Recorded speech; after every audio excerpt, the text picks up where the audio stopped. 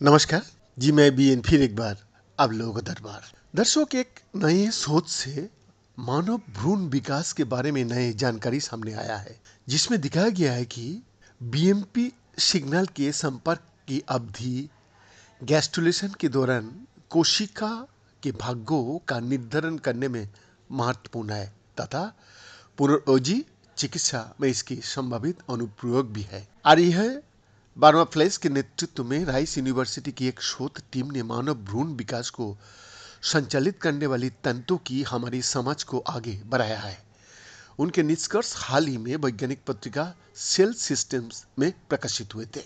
भ्रूण के विकास एक निष्प्रचित अंडे से एक जटिल जीव तक की यात्रा जैव रासायनिक संकेतों के बीच जटिल क्रियाओं द्वारा संचालित होती है।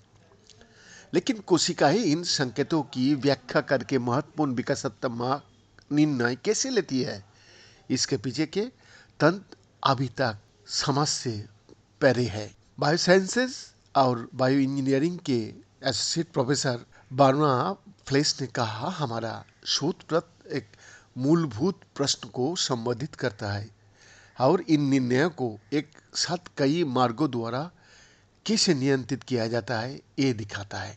टीम में पोस्ट डॉक्टरल रिसर्च एसोसिएट और एंडलुसियन सेंटर फॉर डेवलपमेंटल बायोलॉजी में वर्तमान समूह नेता एलेना केमाचो एगुइलर, सांस्कृतिक और चिकित्सा विज्ञान में स्नातक सुमिन यून, डॉक्टरेट छात्रों मिगुएल ए ऑस्टिस सालाजार और सिकी डू। जी हाँ, उन्होंने प्रयोगशाला तकनीशियन एम सेसिलिया को भी अपना शोध में शामिल किया था। साथ में उन्होंने अपने अध्ययन के मानव गैस्ट्रुलेशन पर केंद्रित किया, एक महत्वपूर्ण चरण जहां कोशिकाएं भ्रूण की 3 रोगाणु परतों में विभेदित होता है, एक्टोडर्म, मेसोडर्म और एंडोडर्म। जबकि लोग पिछले शोध में गैस्ट्रुलेशन के दौरान बोन मॉर्फोजेनिक प्रोटीन यानी कि बीएमपी और विंगलेज संबंधित एकीकरण स्थल जैसे कई संकेतों की भागीदारी की पहचान की गई थी, लेकिन कोशिकाएं उन्हें विभिन्न प्रकार की कोशिकाओं में विकसित करने के लिए कैसे व्याख्या करती है, इसके अंतर्निहित सटीक तंत्र अस्पष्ट रहे।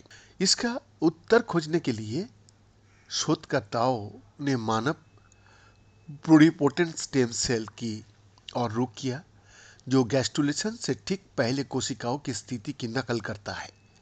उन्होंने परिकल्पना की कि बीएमपी संकेतों की अवधि और सांद्रता कोशिका के भाग्यों को निर्धारित कर सकती है और उन्होंने पीएससीएस को विभिन्न बीएमपी सिग्नल प्रणालियों के संपर्क में लाने वाले प्रयोगों की योजना बनाई।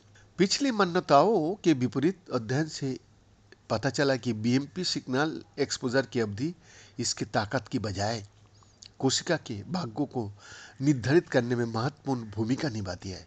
उच्च बीएमपी सांद्रता के पल्स लाइक एक्सपोजर ने महत्वपूर्ण परिवर्तन किए, विशेष रूप से मेसोडर्म की ओर, जबकि निरंतर निम्न स्तर के सिग्नल ने कम स्पष्ट परिणाम दिए। इन प्रक्रियाओं के गणितीय मॉडलिंग ने शोधकर्ताओं को बीएमपी और डब्ल्यूएनटी संकेतों के किसी भी संयोजन के लिए भाग्य परिणामों की भविष्यवाणी करने की अनुमति दी। टीम ने एक व्यापक भाग्य मानचित्र बनाया जो इन परिणामों की भविष्यवाणी करता है, और इस मानचित्र का लाभ उठाते हुए शोधकर्ताओं ने पुनर्योजी चिकित्सा जैसे अन्य क्षेत्रों के लिए प्रासंगिक मेसोडर्म्स गठन को अनुकूलित करने वाला एक नया प्रोटोकॉल तैयार किया।